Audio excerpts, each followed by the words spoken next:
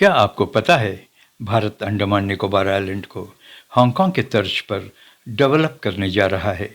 इस प्रोजेक्ट से भारत को मल्टी फेसेटेड फायदे होंगे। एक तो भारत को व्यापार में काफ़ी फायदा होगा। दूसरा, भारत इस क्षेत्र से ड्रैगन की गतिविधियों पर नज़र रख पाएगा। आपको बता दें कि इस पूरे क्षेत्र में चीन अपना वर्चस्व बढ़ाने की हर मुमकिन कोशिश कर रहा है।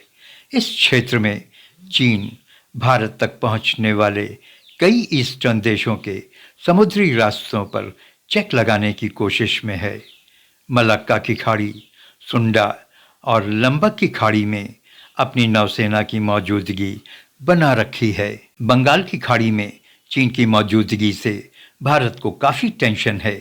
आपको बता दें कि चीन ने बर्मा यानी कि म्यांमार के कोको द्वीप में मिलिट्री बेस बना रखा है, जो अंडमान निकोबार आइलैंड से मात्र 55 से 60 किलोमीटर की दूरी पर है।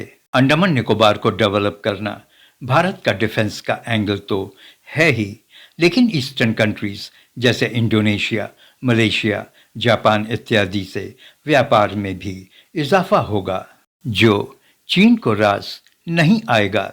इसलिए माना जा रहा है कि भारत का यह प्लान चीन के लिए एक बड़ा सिरदर्द बन सकता है।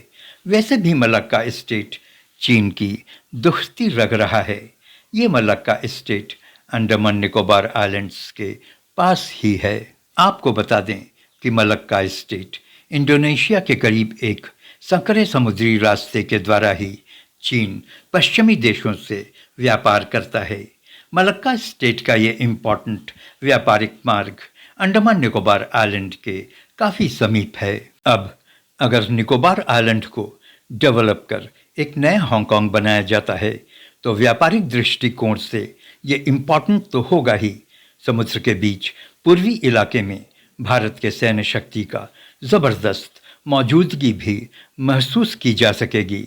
भारत के सलाहकारों का मत है कि जैसे चीन बंगाल की खाड़ी में अपनी ताकत बढ़ा रहा है, भारत को भी अपनी ताकत का एहसास कराना चाहिए और अंडमान निकोबार आइलैंड में अपना एक नेवल बेस बनाकर पूरे इलाके में चीन की गतिविधियों पर नज़र रखना चाहिए।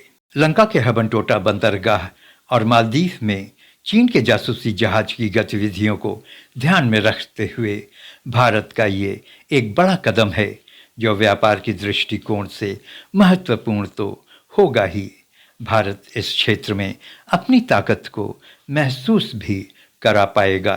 इस संदर्भ में भारत ग्रेट निकोबार द्वीप के विकास में $9 बिलियन का निवेश करने का इरादा बनाया है। यहाँ एक इंटरनेशनल एयरपोर्ट, एक शॉपिंग टर्मिनल, मालवाहक जहाज़ों का बंदरगाह, स्मार्ट सिटी, 450 मेगावाट की गैस और सौर बिजली परियोजना तथा इस जगह को टूरिज्म सेंटर के एंगल से भी डेवलप करने का इरादा है। अभी हाल ही में राष्ट्रपति मुर्मू ने ग्रेट निकोबार की यात्रा की है। यह यात्रा इस क्षेत्र में विकास परियोजनाओं को आगे बढ़ाने की दिशा में एक महत्वपूर्ण कदम माना जा रहा है।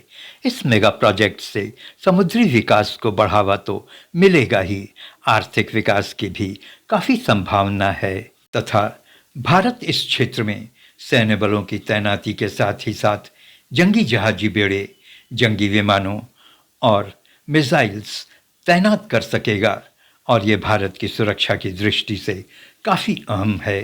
Thank you for joining.